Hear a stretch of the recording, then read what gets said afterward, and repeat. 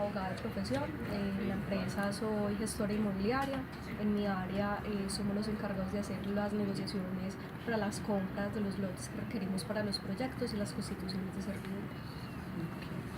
Gracias, Zoraida, pues, por darnos esta oportunidad. La primera pregunta es sobre el proceso de la negociación como tal. Y vamos a hablar entonces de la primera parte, sobre la preparación. Entonces, la primera pregunta es cómo se prepara para realizar sus negociaciones. Dentro del marco del tema predial, digamos que hay unas etapas previas.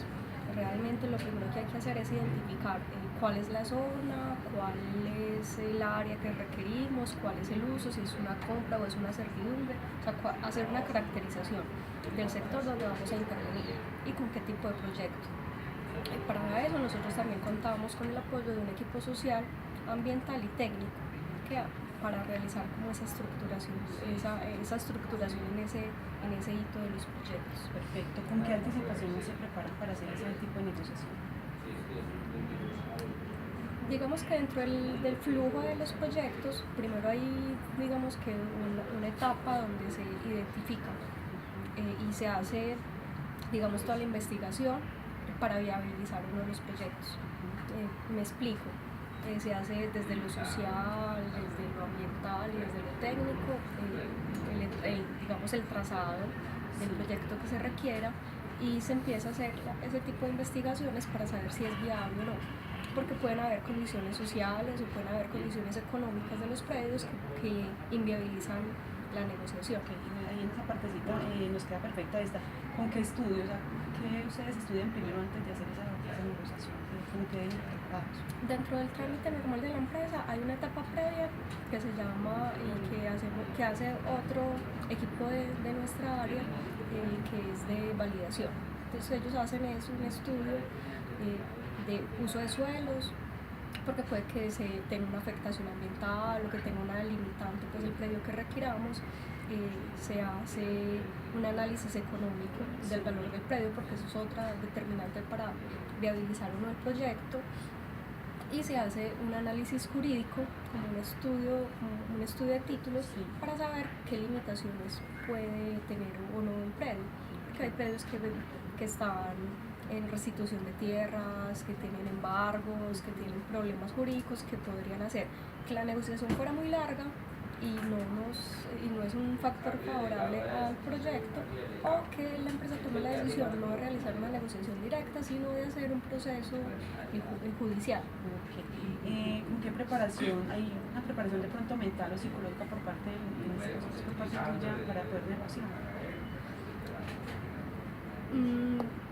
Yo pienso que una de las características que uno tiene que tener es ser empático.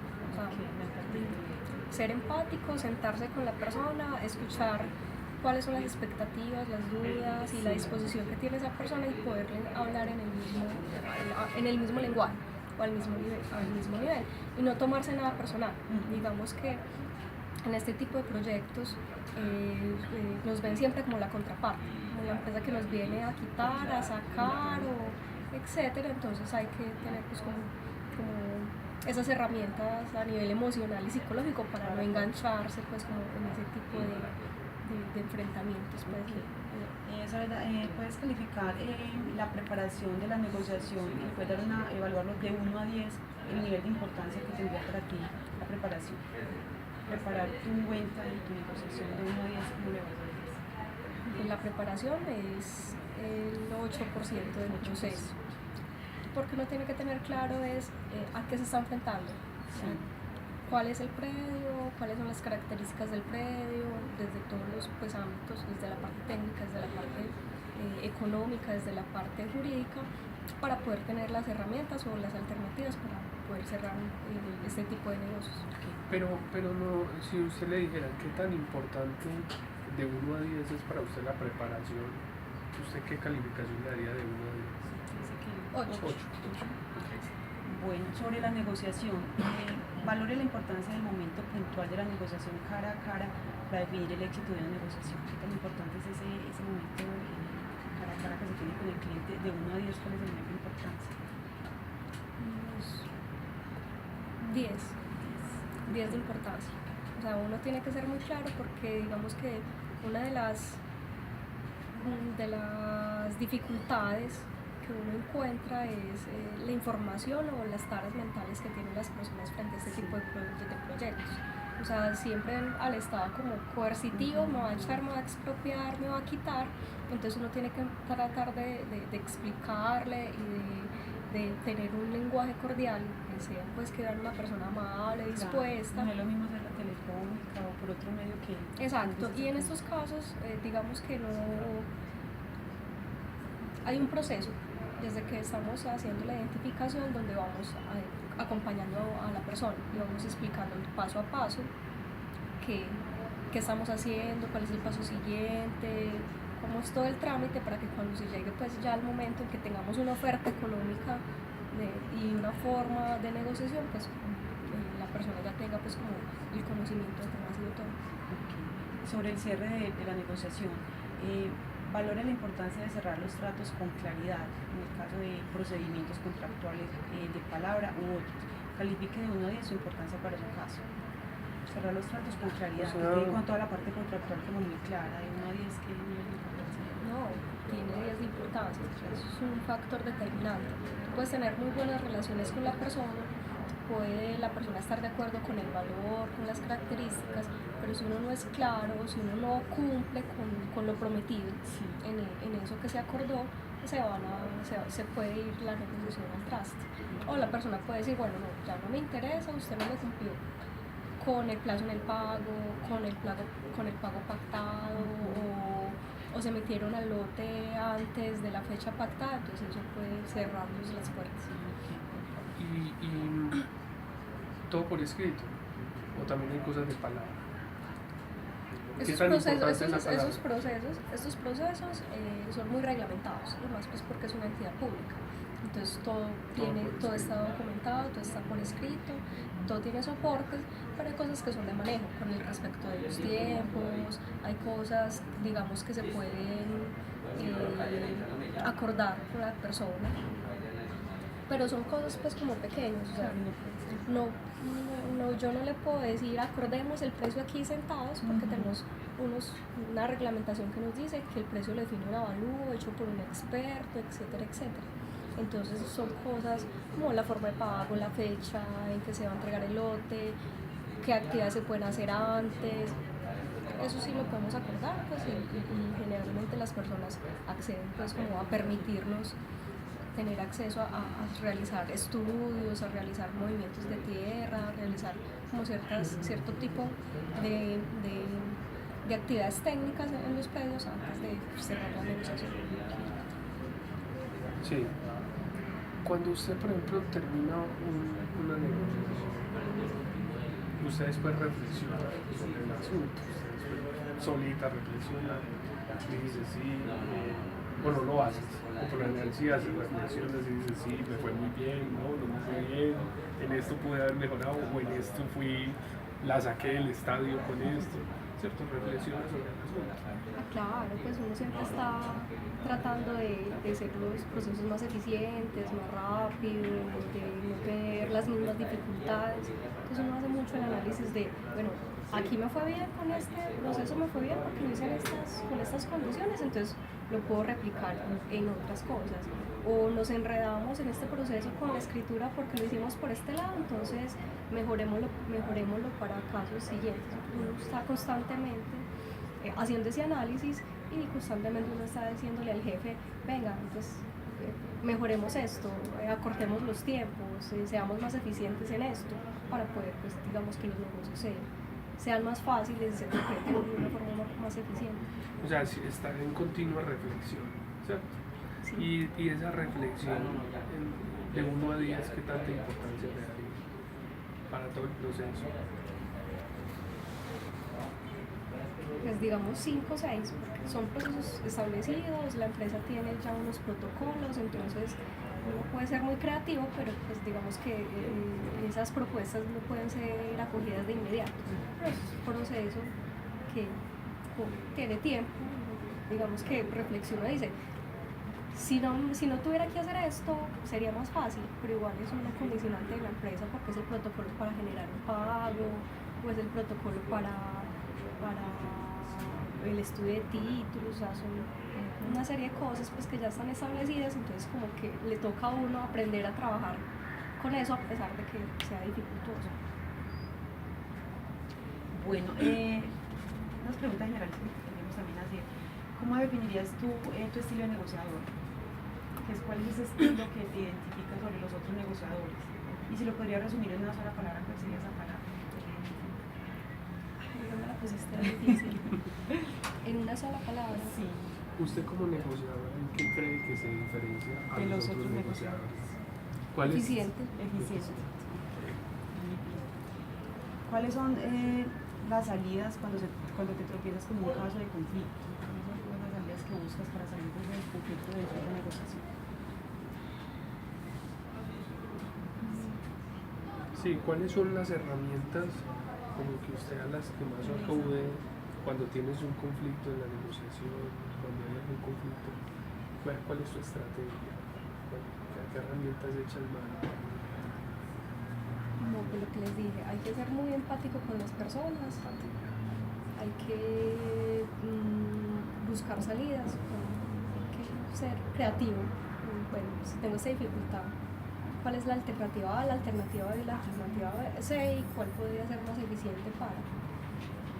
Yo te pregunto si de pronto te ha pasado en algún momento para que nos cuentes cómo lo resolviste, cómo llegaste a un acuerdo con esa persona.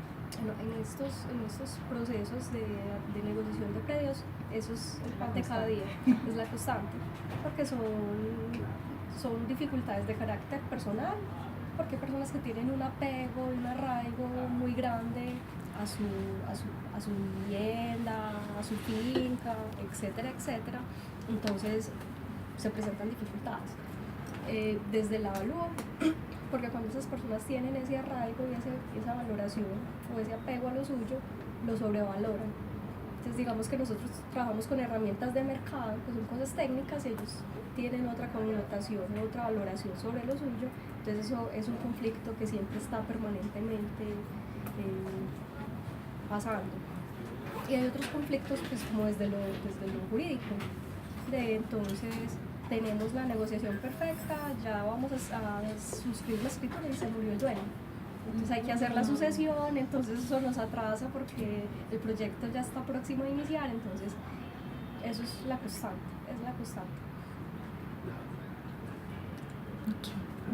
Bueno, hay una negociación que integra diferentes factores. Entonces acá nos dicen que, digamos, cómo y cuándo colabora con la otra persona, cuándo se hace como esa integralidad del otro que estamos negociando y el negociador, o sea, el que va a vender y el que va a comprar, cuándo se siente como, cuándo se hace ese intercambio de herramientas o de información para que la otra persona tampoco pierda, que ganen las dos partes. No, hay varios momentos en nuestro proceso. Cuando empezamos a tocar la puerta es como la etapa temprana del proceso. Entonces en ese momento vamos a explicar qué proyecto es el que tenemos, cuál es la necesidad, cuál es el beneficio de la comunidad, o sea, le estamos vendiendo el proyecto, sí, ¿cierto? Y le estamos le estamos suministrando toda la información. Entonces, y también estamos requiriendo la información de ellos, información del propietario, su escritura, su impuesto predial, certificado de libertad, etcétera, para nosotros hacer esa identificación de la persona con la que vamos a negociar. Ese es como el primer momento. Hay un segundo momento cuando ya, digamos, hay una definición técnica de qué área necesito, si necesito este predio, lo necesito todo, lo necesito parcial, lo necesito esta área de servidumbre y cuál es la valoración que se le dio a eso, que nos sentamos a hacer la negociación. Y decimos, vea, esto es lo que yo requiero como empresa, esto es lo que se le va a afectar y esta es la oferta económica que yo le presento. Digamos que ese es el momento de la negociación como tal. Y entonces ahí ya nos entramos con la persona y digamos que hay un momento, una etapa donde ellos dicen, bueno, estoy de acuerdo o no estoy de acuerdo y tengan en cuenta, digamos, tales características o circunstancias que hacen que el ofrecimiento sea bajo. Eso se trae aquí a un comité de avalúos, de valoración, se habla pues como con los jefes, se miran esas circunstancias o esas características y se toma la decisión si se hace una mejor oferta o no para, digamos, cerrar la negociación. digamos que surtida esa etapa y cuando la persona ya está de acuerdo con esa condición, se hace pues ya la formalización, que es venga, firmamos la escritura, venga, hagamos los pagos, etcétera, etcétera. ¿Y qué estrategias utilizas para que haya ese gana-gana? El que va a vender y ustedes pues que son los que van a comprar. Sí, o sea, lo que hemos visto es que hay una forma de negociación en la que, por ejemplo, yo gano y tú pierdes, ¿cierto? O tú ganas y yo pierdo. Sí, es como la percepción del que va. Pero hay otro estilo de negociación en el que, bueno, vamos a pretender que los dos ganemos, ¿cierto? Bueno, pues, pero esa es digamos, nuestra tarea, para que la persona quede satisfecha. Digamos que nosotros también ganamos cuando la persona queda satisfecha porque es el nombre de la empresa, la reputación de la empresa, etcétera. Y digamos que ya en el caso extremo, que la persona diga no, Ahí la estrategia. ahí digamos que ya no es digamos que no es nuestra competencia porque ya es un proceso judicial. Y el proceso judicial es una demanda de imposición de servidumbre o una demanda de expropiación y es otra entidad, otra dependencia que es jurídica procesos la encargada de eso.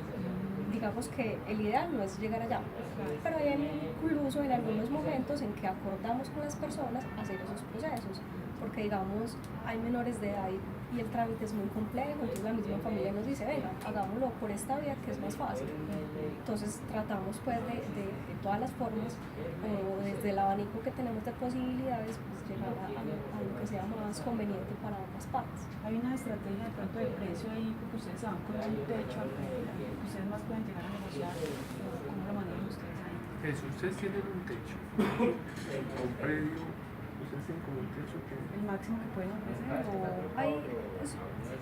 Digamos que tenemos dos panoramas.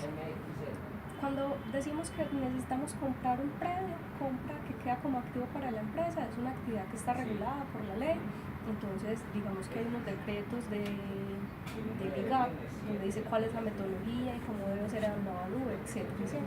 Y la norma lo que dice es, pues, ¿qué es lo que yo debo? Pues porque no es una negociación entre particulares, sino que es una negociación entre una entidad pública y un particular. Y la entidad pública tiene unas regulaciones y unas cosas que puede y que no puede hacer. Entonces, en ese orden de ideas, cuando es compra, hay una regulación muy fuerte donde le dice, usted tiene que hacer el avalúo por una loja. Entonces, la loja me trae un valor comercial, pues un valor comercial. Y solamente en el evento en que el propietario me diga técnicamente, venga, es que el área de mi predio es más grande y usted me está evaluando menos área, o es que usted tengo unas mejoras y usted no las está teniendo en cuenta, en esos casos nosotros lo revisamos esos avalúos y pues de tener cierto o de tener soporte, se hace la corrección de ese avalúo, ¿cierto? En el tema de las servidumbres, los avalúos no están tan reglamentados. Discúlpeme, ¿qué es la servidumbre? La servidumbre es cuando tú ves las torres eléctricas de energía que pasan por encima de un predio. Sí. O sea, yo no estoy comprándole el predio, sino que simplemente le estoy diciendo, venga, le voy a pagar por pasar este tubo, pasar esta línea eléctrica por este ladito. Pero el predio sigue siendo de la persona, digamos que lo puede seguir disponiendo. Entonces, en el caso de las servidumbres, por costumbre, porque no está regulado, las empresas del sector, tanto EPM como ISA, ISAGN, empresas del sector, acostumbran del valor comercial tener un rango entre el 30 y el 70% para reconocer el valor de servidumbre. Y eso se determina de acuerdo al nivel de afectación que tenga sobre el predio. Entonces digamos que con la servidumbre sí podemos jugar, o sea, sí tenemos ese margen de poder subir o bajar. Califica de 1 a 10 la importancia de ayudarle a la contraparte a crear valor también para esa otra persona, que valor le da para que las dos partes ganen. Pues uno trata de ser muy clara con la información, pero como entidad pública, nosotros como funcionarios no podemos extralimitarnos en eso, ¿cierto? Entonces tenemos que tener esa línea muy clara. Entonces nuestra negociación es muy limitada, o sea, nos toca aprender a hacer muchas cosas porque las herramientas que tenemos para negociar realmente son muy pocas. Entonces uno tendrá que ser claro en el sentido de que mi negociación no puede llevar a que la otra persona pierda, porque tenemos una responsabilidad también como, pues, como servidores públicos y como entidad pública de hacer pues, las cosas como deben ser, ni más ni menos, sino pagar lo justo. Entonces, ¿qué valoración le daría de 1 a 5? Pues, así como- De 1 a 10. De 1 a 10, perdón. 5. Sí. ¿Ustedes tienen un tiempo límite para la negociación o para todo este proceso? ¿O es de acuerdo a cada predio, a cada cliente, a cada usuario? No, es de acuerdo al proyecto. Digamos que los proyectos tienen unas necesidades, el proceso nosotros desde la identificación predial hasta la negociación tenemos un cronograma de aproximadamente 1 año. Pero digamos que en algunos eventos los proyectos nos dicen necesitamos este predio dentro de 3 meses, entonces eso acelera. Pero el trámite normal, el proceso normal tiene una duración de 1 año. Esta es lo contrario, sino que hay unos tipos de negociaciones donde sí se compite la distributiva, donde sí se compite por yo obtener la mejor parte. ¿Cierto? Por ejemplo, hay una torta aquí y competimos por que se lleve el pedazo más grande de la torta, pero ese no es el caso de las negociaciones que tú haces. ¿No? El caso de las negociaciones que tú haces son unas negociaciones con el sentido social que le pone EPM a los asuntos también, ¿cierto? Por el tema de la reputación. EPM no puede tirar o sea, la idea de EPM no es que un campesino le vaya a EPM a darle $1.000.000 por su cosa y él verá cómo se defienda, ¿no? ¿Cierto? Hay una parte social aquí que se trabaja. Exacto, pues porque hay una parte social, porque también como entidad pública cualquier actuación que hagamos mal tiene un efecto o tiene una consecuencia de tipo jurídico, entonces tenemos pues, que ser muy estrictos pues, con el tema. Porque aquí tenemos otra pregunta que también habla que entonces qué importancia de 1 a 10 le daría a ese nivel de competitividad, de rivalidad, sería igual 5 también. O sea, nosotros tenemos que procurar porque los proyectos sean financieramente viables. Entonces, por eso, dentro de nuestro análisis, que les decía que tiene una importancia muy grande, es decir, qué predio es, qué tanto vale ese predio y si es viable o no. Porque una de las decisiones o una de las recomendaciones como negociadores que les hacemos a los proyectos constantemente es, venga, aquí tengo un predio, ya tiene una licencia para construir una urbanización, miremos este de aquí al ladito, porque este me va a valer 10.000 millones y este puede que me valga menos, ¿cierto? Entonces también es buscar ese tipo de estrategias para que pues, la empresa no pague más de lo que debe pagar. Entonces esta yo creería que igual que la otra 5. Sí. Lo que pasa es que no aplica mucho. Es que el proceso de negociación de los otros es muy reglamentado, entonces no es tanto desde competir y me siento con la persona como un particular y a ver cuánto me baja o cuánto me sube, sino que tengo que cumplir una serie de parámetros. Correcto. Yo pregunto algo y es qué características piensa usted o qué cualidades debe tener un negociador. Tiene que ser muy claro con lo que explica, tiene que ser muy cumplir la palabra que toma, porque es la imagen de la empresa, es digamos también el patrimonio de la otra persona, pues digamos que hacen también un voto de confianza con uno y uno tiene que ser muy eficiente. ¿Y cómo creas confianza con la otra persona con la que va a vender?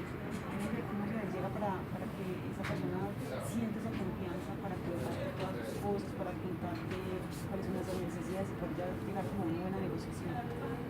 Pues uno tiene que ser muy empático, hablar en el lenguaje que hablan las personas, no es lo mismo, uno tiene que tener esas diferencias. En las negociaciones se encuentra desde el campesino, que no sabe hablar y que hay que explicarle con plastilina, de coquito básico, escribirle, y te encuentras al gerente con concreto, de Ramón H, que le vas a comprar un proyecto, entonces también hay que hablarles en un lenguaje técnico, económico, con plazos, etcétera. Entonces, el manejo del lenguaje y la claridad de la información es supremamente importante. Creo que lo que acabas de mencionar serían las estrategias que ¿Cuáles serían las estrategias que creas para poder generar valor o crear esa confianza con la otra persona? El lenguaje. El lenguaje es una herramienta importantísima. Esa sería la La estrategia. estrategia es el lenguaje.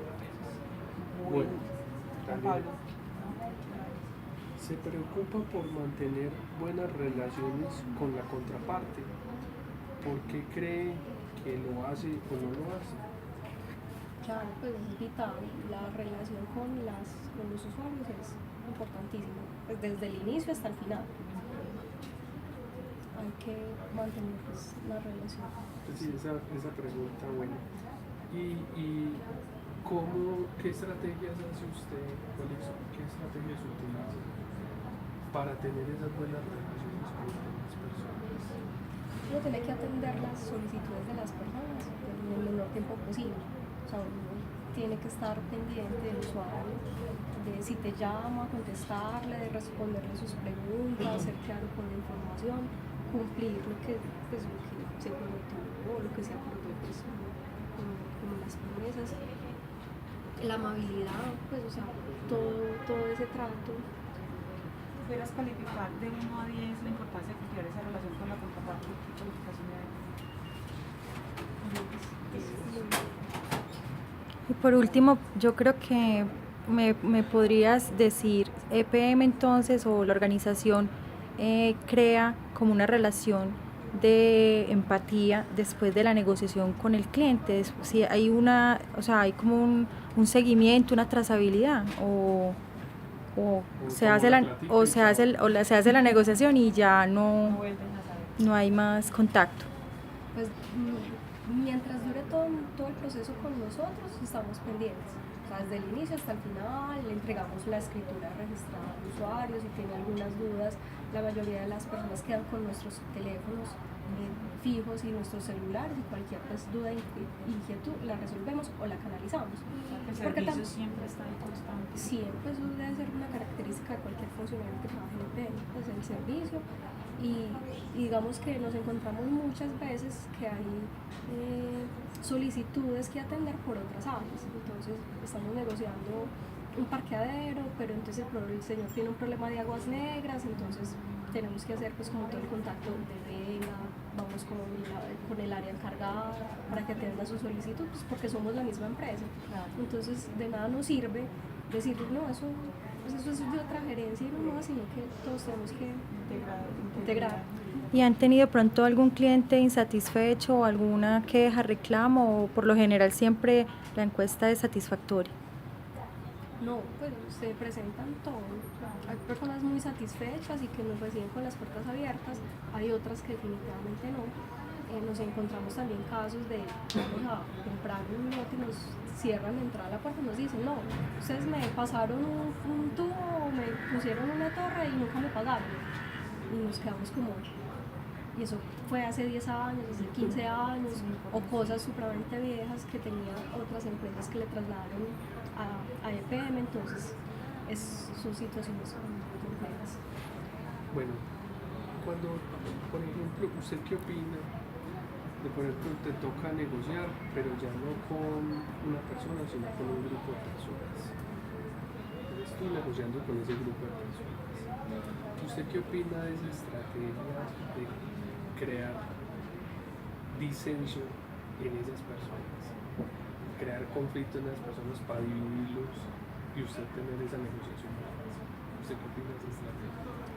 Pues digamos que en nuestro caso no es una buena práctica, porque nos encontramos eso a diario, nos encontramos sucesiones o predios que son de varias personas, entonces de nada nos sirve que 2 quieran y 3 no, nos sirve que todos quieran y que todos cierren la negociación con nosotros. Entonces digamos que en nuestro proceso esa estrategia pues no aplica, porque si... Y si fuera otro el caso donde se aplicaría, ¿usted qué opina de esa estrategia? Vive y reinará. Habría que analizarlo. Habría que analizar pues como la situación. Pues tampoco es descartable, ¿no? Habría que No, es analizar una la herramienta, situación. pues, es una herramienta que en este caso no aplica, pero también es válida. Bueno, y entonces eso sería algo pues relacionado en algún momento eso podría configurarse en una actuación no ética, incluso, ¿cierto? Eso de dividir y reinar en algún momento, ¿cierto? Puede que en otras coyunturas no, en otras coyunturas eso no sea algo antiético.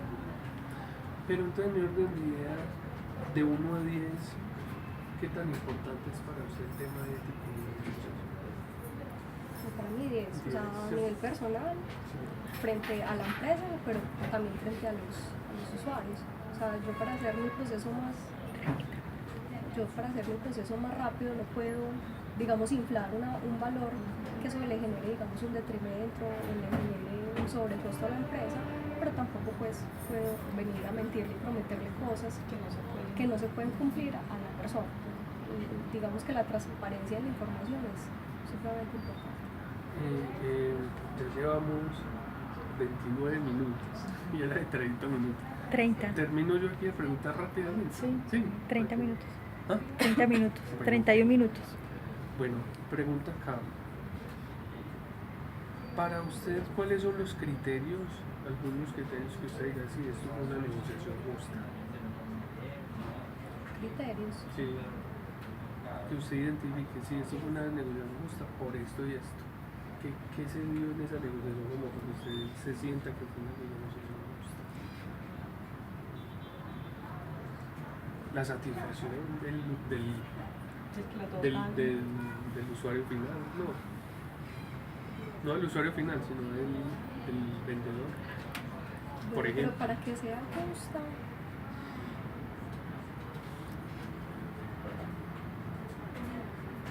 es que no sé cómo orientarte hacia la respuesta.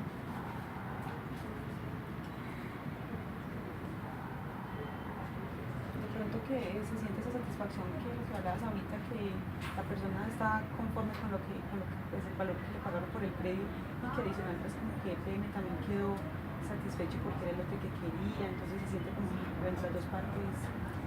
Digamos que yo podría decir que una negociación para nosotros es exitosa cuando lo podemos hacer de una forma muy eficiente para nosotros, que podemos liberarle el predio al proyecto en los términos y en las condiciones por el proyecto o por la empresa requerida, y que la persona quede satisfecha pues, como con el proceso, con la atención y con el valor que le damos por su predio. ¿Cómo reacciona ante el descubrimiento de un engaño de la contraparte? Se van poniendo más gruesas las preguntas. Sí.